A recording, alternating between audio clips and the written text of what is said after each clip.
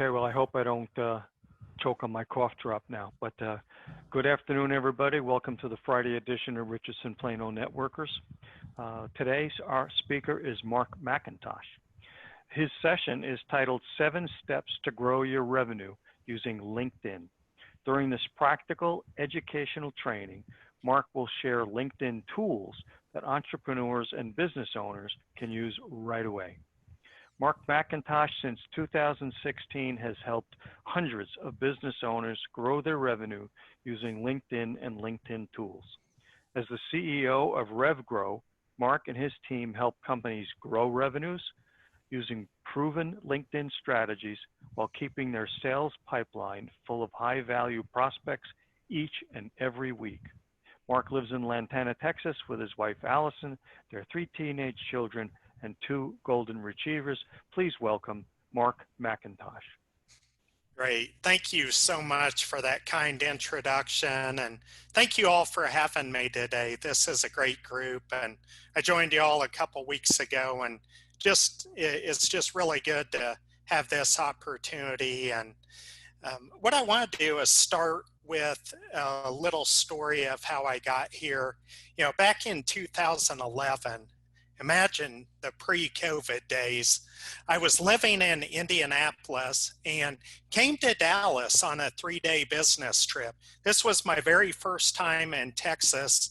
And as a sales guy calling into Dallas before the trip, I could tell there was really something special about the DFW area and Texas in general. And the people were friendly, they were optimistic, and they were open to having conversations. But I didn't know that on the second day of that 3-day business trip, it would come upon me strongly that I needed to uproot my family and move to Texas. Wow, did that come as a surprise when I returned back to Indianapolis and shared with my wife what I was thinking. You see, both of our families, not only everyone's in the Midwest, but we grew up in the same hometown, and our parents even live in the same neighborhood. So we just assumed that we would live in the Midwest for our entire lives. Our oldest of 3 was actually going into the 5th grade at the time, so that we knew that if we wanted to move, now would have been a good time. And so I had a well-established and fruitful network in Indianapolis, but had absolutely 0 relationships or connections here in DFW. And so many of my sales back in Indianapolis came from referrals and people that I knew or had met while networking over the years. So coming to DFW, I had a serious problem. Coming into a new market with no connections or network. So how in the world was I going to get in the door with these hard to reach C-level executives, let alone reach my quota? And at that point back in 2011 is when I really discovered the power of LinkedIn. You know, sure, I'd been dabbling with LinkedIn since 2006. And after moving to Dallas and starting from scratch, I quickly developed a systematic and non-salesy way to leverage LinkedIn to grow and expand my business. And within a short time, by leveraging these LinkedIn tools, I was actually making more money than I had ever made, and well over 6 figures, leveraging many of these same steps that I'll be sharing with you all today. And I made so much that I decided to quit my job and launch RevGrow to help business owners just like you growing their revenues using LinkedIn. So within, a few short months, I grew RevGrow to a 6-figure business, and again, sharing these same strategies that I'll be sharing with you, 7 steps to grow your revenues using LinkedIn.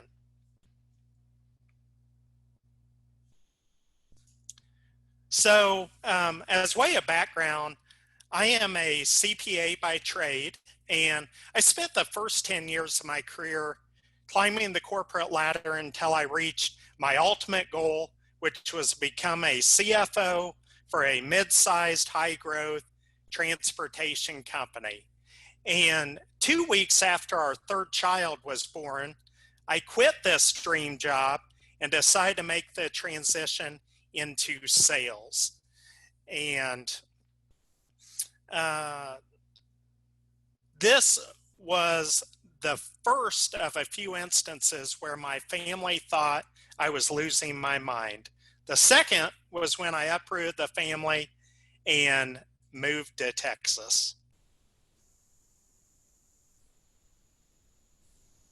So let's kick things off. Let's talk about why LinkedIn. 80% of B2B leads come from LinkedIn versus 13% on Twitter and 7% on Facebook. And this one stat alone should be enough to convince you to start investing your time in LinkedIn as a B2B marketer or sales professional. And of all the B2B leads coming from social media, LinkedIn is responsible for 80%. That's 4 out of every 5 leads coming from LinkedIn. All other platforms combined make up less than 20%, and that includes Facebook and Twitter. And few users definitely does not mean less B2B leads. So here are some LinkedIn stats, and I'm not going to read all of these, but just a few here. And this is all, social distancing and no trade shows or networking. LinkedIn is a great place to find the decision makers. And here's just a few stats here. 97% of the B2B marketers utilize it as part of their content marketing strategy. You see 91% of marketing executives list LinkedIn as a top place to find quality content, and 79% of the B2B marketers see LinkedIn as a good source for generating leads. So the source of this is foundationalinc.co, and just in summary, LinkedIn's a great place to pique your audience's interest and curiosity, share insights and content that lead to your solution, and provide social proof that know, like, and trust that this group so strongly believes in, and also showcase case studies, recommendations, and how you help your buyers solve their problems. So 7 steps to grow your revenues with LinkedIn. The first step, which is to position your brand by creating a client-centric profile. This first step is so foundational, and without this, the rest of the steps that I'll be sharing today won't be nearly as good.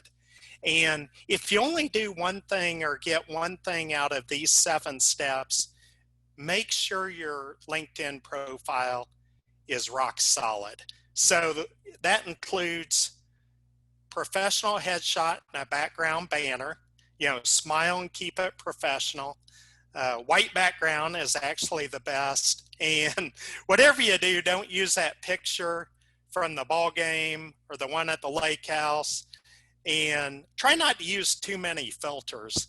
The worst thing you can do is show up at a networking event or a cup of coffee and the person not recognize you because you used a picture from 10 years ago, or that's just so heavily filtered it doesn't look anything like you. So definitely recommend getting a professional headshot, and for $100 a good photographer can do that. So an idea I love, which may apply to this group once the COVID restrictions lift, is to invite a professional photographer to come in at a discounted price where they can take pictures of, say, 20 or 25 people, and that's a good value add for a group setting. So As far as background goes, we use a program called Canva, canva.com, and it's really easy to create a professional background using Canva. And, just keep it clean, not too busy or jazzy. And then you'll want to make sure you size it correctly, just to make sure that you're within the LinkedIn guidelines. The second point here when it comes to optimizing your LinkedIn profile is to come up with a compelling headline that shows how you help your customers.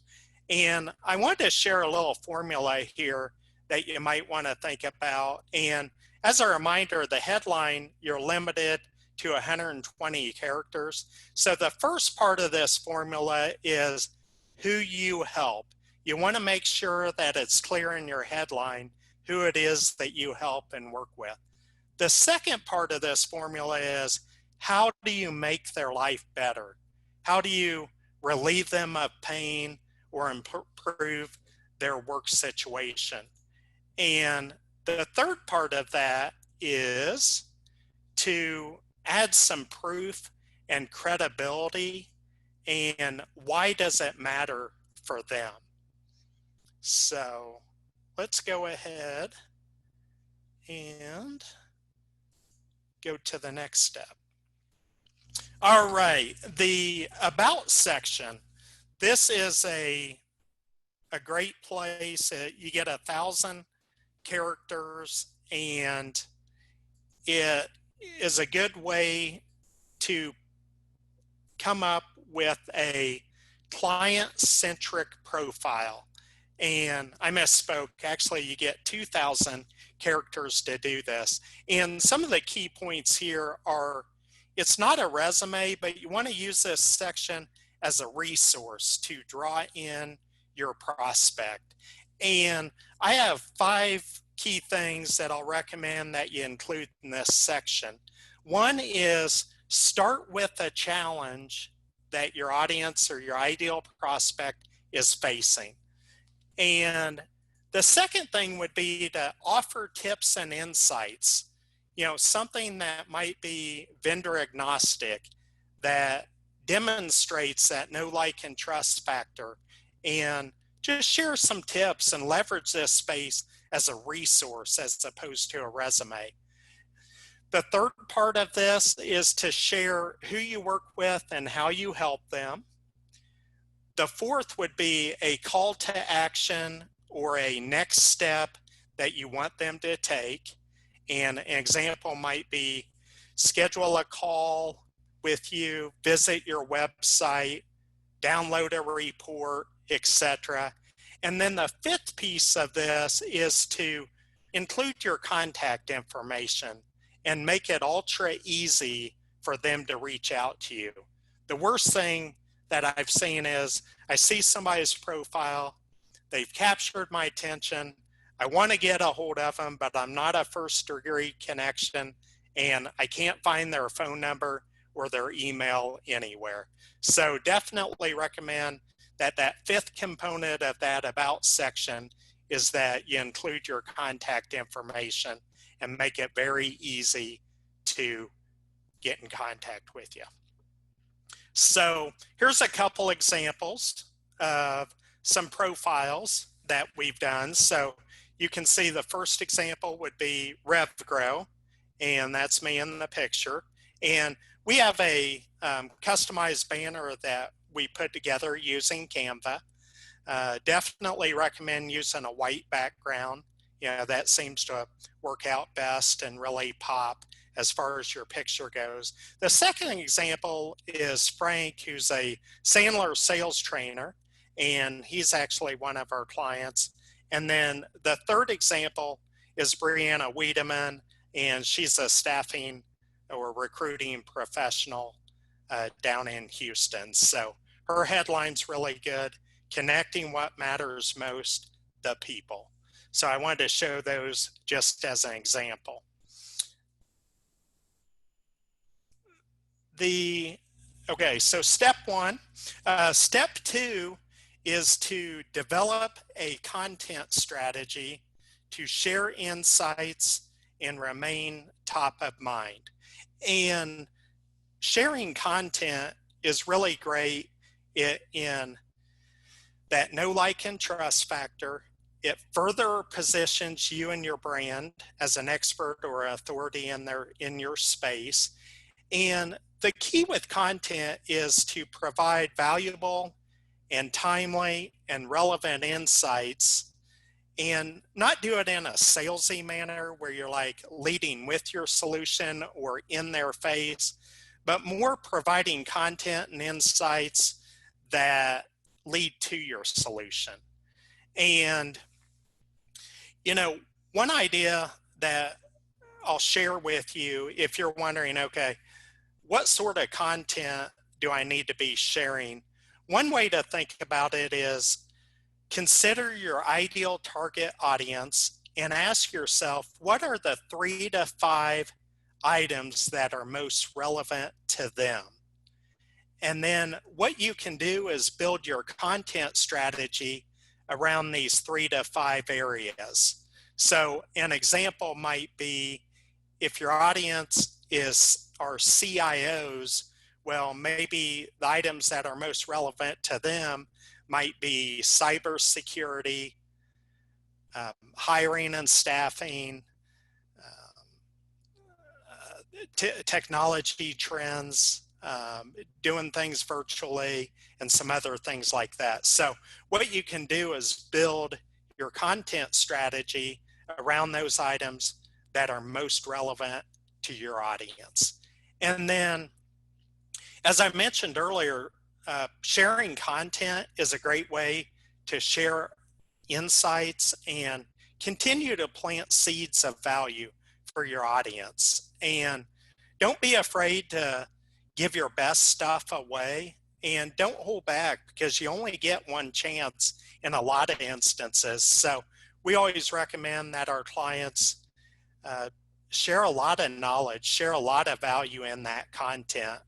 And that's a good way to establish that know, like, and trust, and really pique your audience's interest and curiosity, as well as challenge their thinking and share your point of view, but do it in a very respectful, non-salesy manner. And content, one last thing I'll mention before we move on is that recommend creating a system, get into some sort of rhythm and routine. So for example, a simple system is, I'm going to share content with my audience on Monday, Wednesdays, and Fridays. And then maybe on Mondays, I share information related to a certain topic. Wednesday, I share information related to a second topic, and so forth. So just to develop some sort of a system is key. All right, let's go to step number 3. And step number 3 is to actually go out and find these high value prospects who fit your criteria. And there's a couple ways to determine your most ideal prospect profile. And one exercise is just look at your last 5 to 10 clients and ask yourself, what characteristics do they have in common? And why did they hire you? And then we always recommend, as you're starting to build your, identify your target criteria, is to start narrow and then expand as needed. So it takes a lot of courage to niche down, but the sooner you can, the easier it will be to position you and your brand towards a particular audience, speak directly to their pain, and then develop relevant content that is more focused to them. So, the other thing is, as you think about your high value targets, don't forget about your existing connections. There's a lot of gold in your first degree network, and there for some of you, your network, you may have enough gold right there in your existing network to where you don't even have to go after new prospects all that often. But again, you want to make sure that you're narrowing and filtering your existing network to identify those that are the best fit for what it is you offer. So number 4 is actually where we go out and we build your database. And a key here is, it's real easy and tempting to go out and just connect with everyone and their brother. And we recommend that you focus really on quality over quantity. And just a couple tips as you're doing this, personalize the invite, and you want to give them a reason to connect with you. And that reason may be as simple as, hey, Jeff, I see you're also here in DFW. It looks like we share some common interest in groups. Thought it'd make sense for us to connect. But whatever you do, take the extra time, personalize it, and make sure you give them a reason, a what's in it for them, or a logical reason why they will connect. And if you do just that step, the percentage that accept that invite will go way up. And, instead of 30% acceptance, you'll bump up to 60% rather quickly. Have a plan and follow it. And as you're building your database, consistency is the key. And an example of a plan might be, my goal is to connect with 25 new contacts each and every week. Or maybe it's 25 new prospects and 25 new COIs or center of influences or referral partners. And then just keep doing that consistently. Now, not all of you will have an endless supply of connections or people to go after. So it doesn't have to be 25. Maybe it's 50 a week for some of you. Maybe it's 15 a week for others. So the key is to get into that rhythm and routine and have a system or a plan that you come up with. And then the key about having a quality network database, it's a group that you can network or leverage for years to come. And there's an old saying that says our network is equal to our net worth. And again, don't forget about your existing connections, quality over quantity. And there's an old proverb out there, he who tills his land will have plenty of food. So make sure you don't forget about these existing connections, and don't be the one that either connects and forgets or connects and starts pitching. And, as far as consistencies goes, if you have to outsource or delegate this to somebody to help you along, just to make sure you keep up with it, we highly recommend that as well. All right, let's go on to step number 5. And step number 5 is to set up your messaging machine. And a key thing here is to avoid pitching. So many people out there, as soon as somebody accepts their invite, boom, they hit them with a sales pitch. And everyone hates to be pitched to, especially if it's somebody that you just met, you just connected with, you have no idea who they are. So we're big believers in, you'll send a personalized connection request. Once they accept, send a thank you and say, hey, thanks for connecting. I'm looking forward to keeping in touch with you, or seeing your news in my feed. Something real, whatever you do, just don't pitch. And make it personalized versus a standard canned message. People can tell that from a mile away. And, another trend I want to mention is brevity and consistency are key. So a lot of the messaging out there, instead of sending somebody a 4-paragraph message, send them a 3-sentence message, almost like you were texting them, but just keep it brief.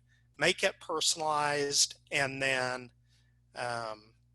whatever you do, don't start pitching too prematurely. So I don't know. Nicole's helping me. Nicole, on the previous slide, are you able to pull up that Google Doc link that shows the sample messaging playbook? No, it's not linked. Okay. Okay. Well, let's go ahead and look at this one.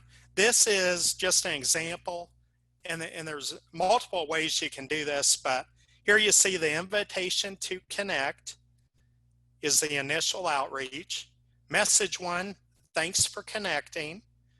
Message 2 might be to ask them if they'd be interested in seeing an article you wrote, or ask them, what their opinion is, or something like that. Maybe wait 7 to 10 days, send them a value-added message, maybe an article that's relevant to them. And then maybe on the 4th or 5th message, after you've started to develop some of that know, like, and trust factor, simply ask for the phone call. And again, it's not about having them show up for a sales pitch. It's more about getting on the telephone with them, whether it's 5 to 10 minutes, learning a little bit more about them and their business and what their goals are, and just seeing if there's some synergies there, and seeing if it makes sense to take the next step, which might be a more in-depth discussion. So again, the key is to focus, in our opinion, focus on adding value, seeking first to understand them and their business and their goals, and seeing how we can help them. And I like to use the banking analogy where, we as sales professionals and business owners, we may have to make 8 deposits before we earn the right to take a withdrawal.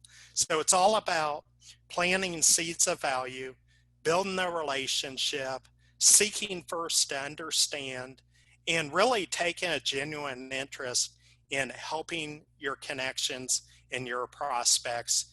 And if that leads to your solution, great. If it doesn't, that's okay too.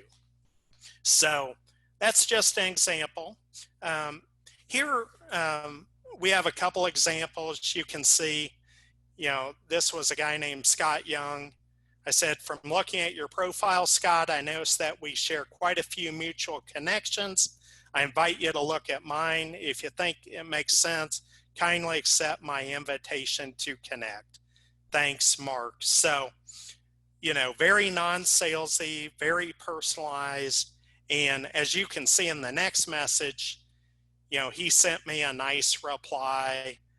And so that's just an example. And then you can see how we kept the conversation going. Personalized, very brief.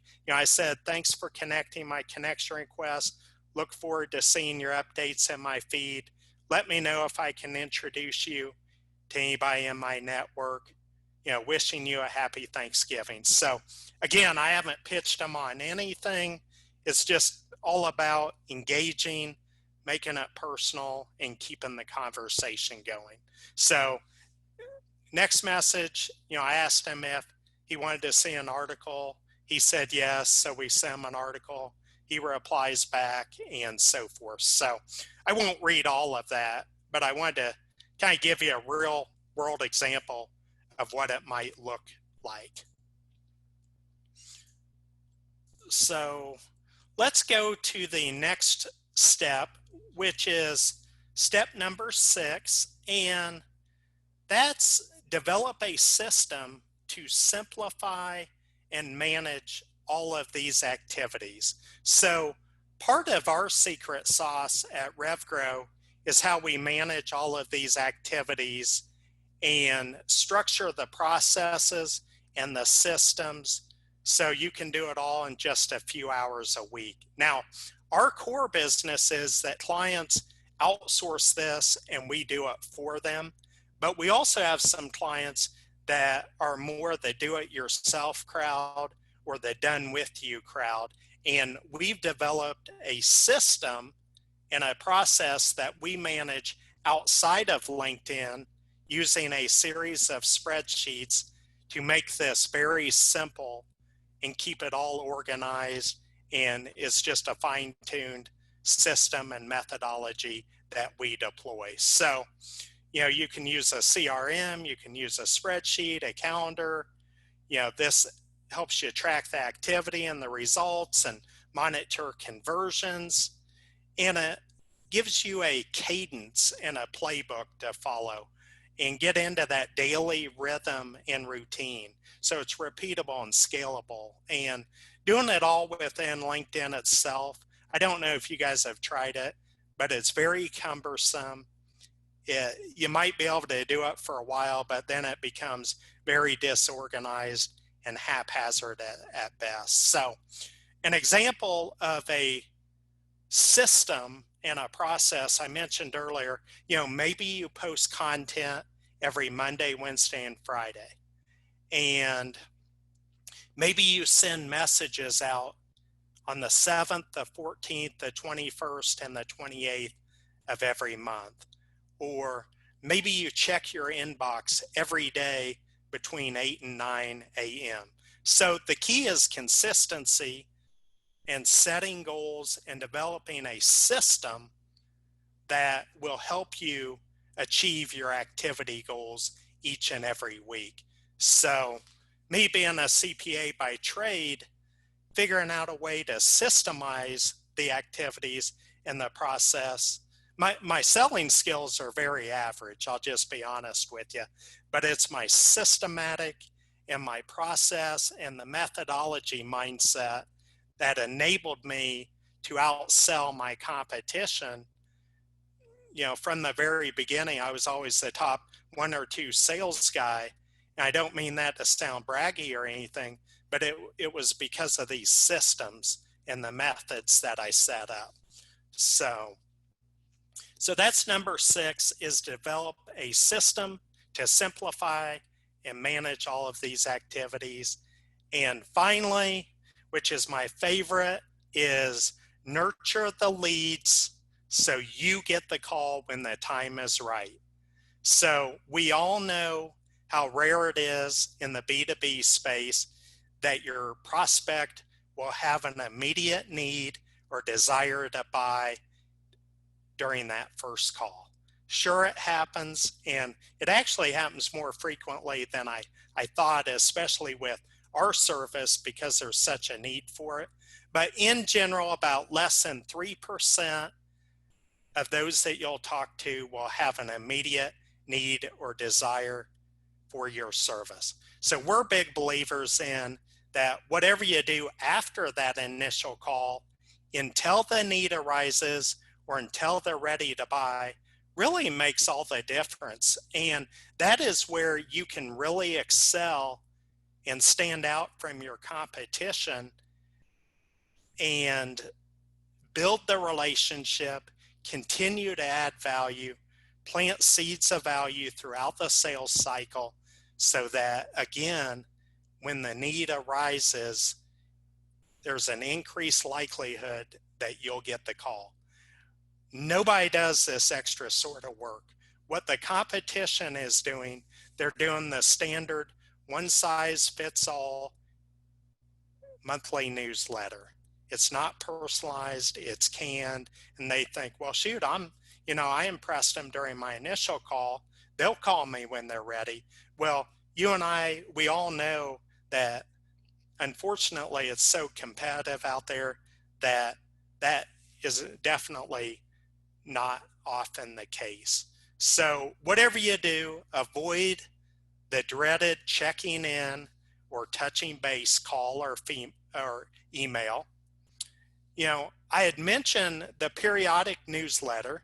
That's fine as long as it's one of your touch points. But we recommend that you, with those A and B prospects, those that you meet with, they check all the boxes, seems to be a good fit, but there's just not an immediate need or desire to engage. Set those people aside, and maybe there's 10 to 15, maybe 25 of these A or B prospects, and develop we call it a post-appointment lead nurturing playbook, where you're sharing value on every single touch point and personalize it for that person based on how that initial meeting went and what their pain point is. And vary it up. Don't always do email. Do email 1 week, wait a few weeks, follow up with the phone, wait a few weeks, like or comment something they post on Facebook or LinkedIn, send them an article. Okay, well, I'll share just a few of these examples of value add touch points that I like to deploy. And in a little bit, I'll give you an offer where we'll share up to 50 of these for you. But invite them to a webinar or an event.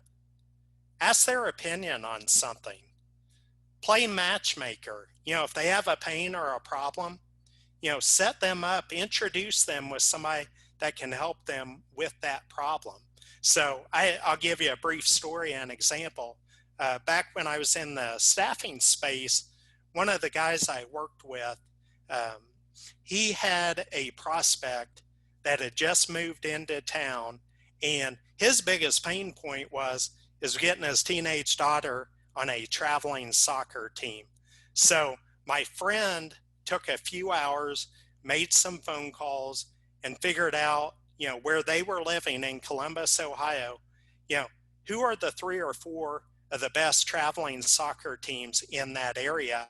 And he was able to help that guy, who today is one of his big clients, with a real problem and a real pain, something he was real interested in. It had absolutely nothing to do with staffing or recruiting or any of that. So always look to, help them with a pain point, make an introduction, etc. So that's step number 7. And the next slide is just a recap of these 7 steps. Now, you may say, wait a minute, there's 8 here. What we did was we added an extra step, which is generation of warm leads. And that's the whole goal of this. If you're not getting warm leads and introductions and phone calls with prospective buyers, then you're really just wasting your time. So if you can implement some of these processes, these 7 steps that I've shared with you, it works and the results will come more quickly than you might think. So what I want to do is, it looks like we're about 12:47, is just open it up and see if there's any questions that you all might have over any of the 7 steps. Great. Thanks, Mark. If you have a question, just open your mic. Don't talk over anybody else. I'm the only one that can talk over anybody. So just go ahead and open your mic and ask your question. Mark, can you do this with the regular LinkedIn, or do you have to have the premium version? Yeah, that's a great question. The majority of this you can certainly do with the regular LinkedIn. Now, LinkedIn Sales Navigator, if you want to get serious about prospecting, I highly recommend investing the $79, $80 a month, because what it does is it provides you with a lot more tools and features and expanded search capabilities to more narrowly target your most ideal target prospect. That's the benefit number 1. Benefit number 2 is you get a lot more search results that come up in the Sales Navigator version. So instead of like 20 profiles showing up when you key in certain search criteria, you'll get 100 or so that show up in your search criteria. And then there's a bunch of other features and capabilities that come with the Sales Navigator version that aren't included in the regular unpaid version. Another example is the number of saved searches that you can set up is much greater with the upgraded Sales Navigator. And they give you an opportunity to try like 30 or 60 days free. And then you can either pay month to month, or if you want to save a couple months and you have the cash, then you can pay for the year at once. But if you want to get serious with prospecting and really become an influencer and a thought leader in your space, I'd recommend investing in Sales Navigator for sure. Hey Mark, this is Mike. I had a couple of questions because I've been trying to market on LinkedIn for a while, and I've gotten a couple of different perspectives. One perspective I want you to address is I had somebody that does what you do that advised, and I never actually got to the sales presentation, but he said to build your own group within LinkedIn and therefore become the subject matter expert for a topic that's not actually what you sell. Have you done that and had any success with that kind of option? Yeah, absolutely. That's a great question. So we cater to Texas small business owners is our primary source. So we set up a LinkedIn group, and it caters to the Texas small business owner. So the key on groups is to have it focused and named towards your most ideal target client. That's number one. Number two is to share content and conversation. Again, that's less about your business, but more about those 3 to 5 areas that are most relevant to your ideal target prospect. And the third is to, and you can either outsource this, delegate it, or do yourself, is be consistent and develop a rhythm and routine to where you're engaging and sharing content a few days a week. And the fourth thing I'll add is the importance to have either online or in-person events, if possible, to bring this group together. So it's one thing to have an online forum, but maybe have, especially if it's a geo-focused group, is to have those face-to-face, or have a webinar or a virtual Zoom session that's just for the members of that group. So it does take some work to do it right, but hopefully, those 4 tips will help you. Great, thanks, Mark. Okay, guys, I'm looking for questions, so I see a few mics open. So go ahead, and whoever's got the next question, go ahead, but make sure it's a question. I don't need comments right now. I have a question. Can you hear me? Yeah. Okay.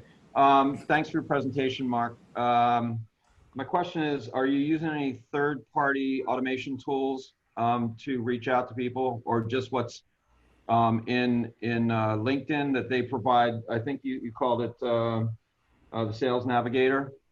Yeah, we are big believers of not using any third-party automation. Okay. And you may get away with it for a little bit, but there's a couple of problems with automation. One is that LinkedIn prohibits third-party automation. So eventually they're going to lock you out. And the last thing you want is for your profile to be locked out. But just as important is quality assurance. And heaven forbid you use an automation tool and you have 50 messages that go out that say, hi, first name, and then blah, blah, blah. And it's just a canned deal. It's kind of the lazy way to go about it. Now, I'm not saying it can't work. I just highly recommend not using automation. And it's for those 2 reasons. 1, you'll get locked out. And 2, it's just there's a reputation risk. And the last thing you want is for the wrong message to go out to the wrong audience. And again, you only get one chance to make that first impression. So I recommend putting in the extra work, or outsourcing it and having somebody help you instead of trying to cut corners and use the automation. Good question. Well, Jack, wait on. Dick Buck, did you have a question? I just wanted to say that I attended an online series in the last 3 days on LinkedIn, 3 days in a row, and this is the best presentation I've heard. Oh, Yeah, wow. it's very good. Yeah, it is very good, Mark. And thanks, Dick, for the vote of confidence. Jeff, did you have a question? Yeah, Yeah, I wondered in doing your about, should it be first person or third person? I did this or Mark did this. Yeah, that's a great question. I like to put it in the reader's perspective. And so that, I guess that would be first person. So it's not about me. You want to put together more like a resume or more like a website and in the reader's perspective as opposed to a resume or so I guess that would be first person, wouldn't it? Well, and just to add, Mark, it's more talking about like the company and the problems and solution that the company solves as opposed to saying you solve this. So if you kind of put it in that perspective, that's where turning it into more of a website can help you see like how it should flow. Yeah, great. Thanks, Nicole. So that's Nicole coming from the ether here. So that was for those who didn't know. Okay, let's see. It's 12:56, guys. So I appreciate all the other questions. When we're done at 1 o'clock, if Mark or anybody wants, if you're able to stay on for a few minutes, if you have any other burning questions, feel free to offer. Mark, I actually have one that I'm not going to ask you to answer, but I'm just saying the one that I'm going to throw out there is, what do you do when you get when you have 8,000 connections and you get all these wonderful reach outs that you've just laid out, and filter? How do you filter those out? Being somebody that maybe has optimized their profile such that you're getting a bunch of people that you don't have the energy or time to deal with. So anyway, that's just, I'm not asking for an answer to that. That's my unique challenge right now. So anyway, let's give Mark a hand. So if your mic's open, we may hear you. If not, awesome job. Thanks, Jeff, for introducing Mark to us. Thanks, Mark, for sharing with us. We really appreciate this. I would agree with what Dick said. This has been an awesome educational opportunity, and I appreciate everybody that's here for that. And just want to make a couple of announcements before one is to make sure Mark had put up an offer. I actually put it in the link in the chat. So for those who know the drill, make sure if you have any information, get it in there now. And before you leave, and I'll give you some time after we end the meeting, download the chat. I don't really want to spend a bunch of time afterwards answering questions for people who didn't bother to answer or download the chat. So please do that for me. That would be an amazing help, and I would love you very much for it. So do that. But I'm not sure what the offer is, but I'm sure it's a great one. So click on it and see what it looks like.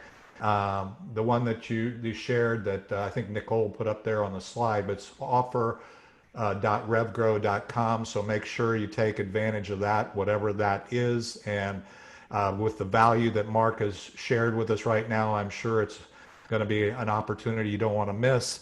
The other thing I will tell you is next week we have Steve Black coming. Steve's if you look at the calendar entry, he's got a wealth of information and things, including maybe his own perspectives on LinkedIn, although that's not the main focus of his talk. So you can look at that. I won't spend a lot of time there, but you'll be seeing that out there. And then for those that are regular members of Richardson Plano Networkers, I'm just going to ask that you please be diligent. Don't wait for my reminder. Go ahead and RSVP for upcoming meetings so that we can plan, especially Wednesdays, because that's what I call our augmented reality meeting, which is I have people in the room and people on Zoom, and managing that meeting with social distancing and safety, and also trying to give everybody the same experience or the experience you want, which is getting, continuing to build your relationships and meet new people and all that stuff. And by the way, we do have new people coming into the room there. Keith Carey, who's on here, and his lovely wife Mona are regular in room on Wednesdays. So he came here first in the room. A lot of times the new people show up in the room first, believe it or not. We do have people coming on Zoom, but those that are local and new. So anyway, I really appreciate everybody being here. As often is the case, we don't have a lot of time for gratitude. If you want to hang around and thank anybody that's still around when I open up the mic, that's great. Again, Keith, we can't, Keith, Mark, sorry. And Nicole, thanks for running the show in the background. I appreciate you. And we really appreciate everybody here. You know how I feel about this. You've just invested an hour and a half of your most valuable asset, which is your time. And hopefully it's an investment. If you're considering it an expense, we did something wrong. But just know that I love you. I appreciate you. And everybody here is what makes this group as great as it is. And it's the most awesome networking group that I'm aware of. And I'm a little biased, but that's okay. Anyway, thank you guys. I'm opening up the mic. If there's any other announcements, feel free to throw them out there. I'm unmuting all, so you're only muted if you want to be. And thanks, Robbie D. If you want to connect, just reach out to me, buddy. I've got to start recording a podcast at 2, so I've got a slight window. And everybody else, have a beautiful day. Thanks, Mark. Thank you. Great job, Jeff, for finding another winner. Well, thank you so much. I appreciate everyone. Thank you. Dave, I want to give you a compliment for your augmented reality about it, because the only other group that I was part of that was still doing what they called a hybrid has now said it was too complicated, and they're pushing us to either say we're going to meet in person or via Zoom. So You're doing a great job. Well, I know that was my own starting point because it is a little challenging, but again, it's the group that makes it. The people in the room, they know the game we're playing now. The people on Zoom know. And so again, everybody is, if you're trying to push against the tide, if you will, it is too difficult to do, but it is doable with the 40 or 50 people that we end up doing on Wednesdays. But it's a lot of you and other people that choose to be herded in the way we try to herd it to make it work. So thanks. Any other? By the way, Mark Weber, thank you for the tip again. That gives me a piece of information that I can share with people who are in the Windows world that are telling me they're going to go to Mac because their printer doesn't work, and I'll tell them, no, you don't. I said, no, you don't have to. Call Mark Weber. So that's what I'll do. Yeah. I have one more question for Mark, if I can do that. Yeah, absolutely. Yeah, Mark, I've been in the online space since pretty much the beginning as well, and took a long break off. We used to use virtual assistants in Philippines, India, all around the world, but mostly the Philippines. Are you tapped into that source as far as VAs are concerned? Or are you just doing everything here in America? What? Yeah, that's a good question. Going back onto the quality, and we leverage our whole team. There's 8 of us, and we're spread out all over the U.S. But everyone has their digital marketing and LinkedIn experts, and they're really good at leveraging content and personalizing messages and optimizing profiles. And we've stayed away from any offshore resources. And again, it really goes back to that quality control and reputation and brand management for our clients. And again, heaven forbid, some of our clients only have 50 key prospects. And if we accidentally burn a bridge with five of them, because we're trying to cut corners and use an offshore resource, it is just not worth it.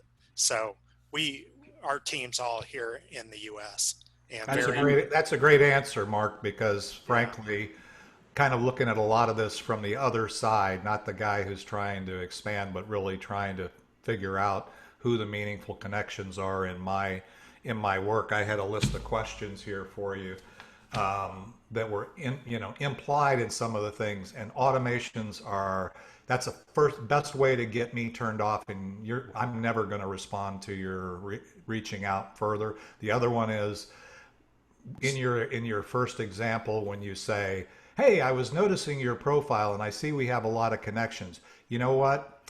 I'd recommend that you put who it was that you saw, so that I know it's not an automation, because I'll get these, wow, I was looking at your profile and you're so fascinating, and I'll go and I sometimes, if I'm in kind of a pissy mood, I'll say, oh really, so what fascinated you about it? And you know what happens? I don't get a response, because it's an automation, and or it might be, quote, a personal machine where somebody on your staff is sending something out, and I'm going, dude, that I don't, you're going to take, even if you're just wanting a 10-minute call, you're going to take 10 minutes of my life that I can't get back. Bill Gates can't buy yesterday, so don't do that. Because so I'm glad to hear you say that. Well, and the messaging is important, but the profile is even more important. Absolutely. But your point with the messaging, I mean, if somebody said, oh, Dave, hey, I see you lead this group, or I see, you worked at Accenture during this time, or I see you're connected with Keith Carey, he and I know each other from church or whatever. I mean, more than likely, if it's that personalized and my profile's positioned properly, you'll accept, unless you're one of those. They're like 15% of the people out there, they won't accept if they haven't met you. Mm-hmm. So it's not 100%, but you definitely, instead of 30%, if we can get that conversion up to 70% or 80%, then it can make a big difference. Yes, absolutely. Yeah, to your point, the more personalized you are and the less salesy you are, the better the conversion. And that's what we try to do in our networking groups too. So it's actually, interestingly enough, if you think about the behaviors and the things that you're doing to build your marketing network and your connections within your actual physical or our close-in networking, and apply a lot of that logic to LinkedIn, some of the things you're teaching, it makes a lot of sense. And it actually, that's how we build the depth of relationships in this group, and expanding that to the LinkedIn or the online environment is going to be critical as we go forward, right? Because we have to be able to do that to accomplish what we're today doing in-room meetings, that tomorrow or as we go forward probably are going to be harder to do. And we can't let our business suffer because of it, right? Well, inbound leads and referrals are great, but they're unpredictable, and not all of us have enough of those coming in. Right. That, or if you can make this part of your outreach, it can make a big difference. So. Yeah, getting the right ones, right? So they've qualified you, and they're coming to you because they match your ideal client or your avatar or your desired audience, right? Yep. Let me ask you a question. Oops. After the courtship period and you've identified your top people, I've always made a policy, this is pre-pandemic, to go out and meet everybody. Fresh to flesh, have a drink, cup of coffee, hop on the Southwest plane. Because I've always found once you meet the person, that bond even gets closer as a way of capturing your audience and establishing those connections. Would you recommend that? That's a great question. If your prospect is local, then that might be a good option. And I'm all about meeting somebody face to face. Now, what we have found, just food for thought, is the acceptance rate for somebody to meet you for a 10 to 15 minute Zoom or a 10 to 15 minute phone call is much higher, even pre-COVID. So we always recommend that you start with that small ask. Now, if they give you an indication that, hey, the timing's perfect. I'd love to learn more about your services. But if they're local, I go in for the kill. I'm like, hey, usually I start off with a phone call, but would you be open to meeting at Paradise Cafe or something? And so it's kind of a case by case basis. And we recommend starting off with the Zoom call or the phone call for our clients, just so they're not driving, an hour and a half to meet somebody just to get out there and realize that there's not a fit or any synergies at all. But to your point, if you've identified, maybe you have 25 prospects you want to meet, and that, there's a good chance you can help them out.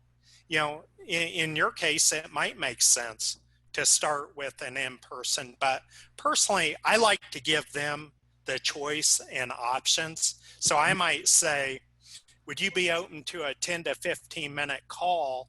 Alternatively, I see, hey, you're out here, you're in Flower Mound. We could also meet in person if that works best for you. So just giving them an option, I think, especially during the COVID times, but even pre-COVID, I like to kind of meet them where they're at. And, back in the day when I was doing some hardcore selling and prospecting, I found that asking for a 5 to 10 minute call had a higher conversion than a 15 to 20 minute call. Now, I always knew the call would go a little bit longer, but I wanted to give them an out to where if they didn't want to go longer, then that's fine. So I try to keep them in mind and their preferences and make it less about me and more about them. And then, be real respectful. So when I start that call or that meeting, I always confirm the time. I know we signed up for a 10-minute call. Does that time still work for you? Just being respectful and just trying to do the right thing. So I don't know if that answers your question, but I always like to give them the option. Yeah, he got on the phone, but yeah, Oh. I think you did answer the question. Okay. I've got one more question, then I've got to jump off if I may. Have you had any success in the health insurance industry on LinkedIn? Do you have anybody that you've worked with successfully in that area? Yeah, now that's a good question. B2B or B2C? Are you selling to businesses or are you selling to individuals? Both, but my focus, my wife and I work as a team. She's working with some of the Medicare, and then she works with families and individuals. I'm working primarily with entrepreneurs and work at home, and small businesses. Yeah, we've worked with a couple and have had some success. Now, the key is, because it's such a competitive space, is to really spend a lot of time on your profile and make sure that they can tell how you're different than from everyone else. So positioning you and your brand and your approach and why your clients like working with you better than the others, because I don't want to say it's a commoditized service, but the perception out there is that it's commoditized. So if you can bring out how you're different and what's in it for them, then LinkedIn can be tremendously powerful. And a lot of people in your space I've seen, they'll connect and start pitching right away. So if you don't do that, you already stand out from the crowd. Yeah. And then the other piece, which is highly important for LinkedIn, is to identify your 2 to 4 centers of influence and continue to reach out and network with those referral partners as well. So I like to do a dual approach: COIs, referral partners, as well as going after the direct buyers. And my best advice, because of the space you're in, is to focus on adding value and helping them. And then, oh, by the way, I also sell insurance. And, maybe you come up with a leadership platform, like a networking group or a podcast or something like that. So you're known as the guy for such and such. Oh, by the way, he also sells health insurance. And the only reason I say that is because there's so much competition out there. And same thing with financial planners. If somebody comes to me and says, hey, I'm a financial planner, I'd like to meet with you, I just tune them out way too. I just tune them out because there's so many bad ones out there. But if they present themselves as, something other than that, or they have a unique spin to it, and they use a very respectful, non-salesy approach, I'll talk to them. So the key is to do something different than the crowd is doing, and that way your chances will go way up. Well, thank you so much for your time, guys. Have a great day. You and too. I've got your website up here, again, brother. Thank you, guys. Yeah, thank you. Thank you. Yeah, I really like your approach, Mark. I think that again, for what it's worth. I mean, I basically, thank you.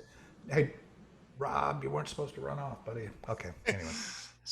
I just texted him and told him to stay on for a minute after, but then because he asked me for something. But anyway, I guess I'll have to call him. I can hop off unless. No, I'm done. Okay. We're done. Thank you again. It was awesome. Well, and I'll have the Zoom recording on this, and sometime probably over the weekend I'll be posting it on my YouTube channel, and then we share it to the Richardson Plano Networkers, as well as I'll put it on my personal page just so there's no restrictions. If you haven't been joined, it's a private group, so if I put it in there and only put it in there, then only people in the group can get it. So if you want to be able to get it, and I'd love to view it. This was our very first presentation, and oh wow, I didn't know how working with Nicole and having her run the slideshow, if it was okay or if it seemed you worked great. Awkward. It went well. Hey Rob, I'll talk to you. Give me just a second. You must have seen my text. I let you back in, so I'll talk to you in a second.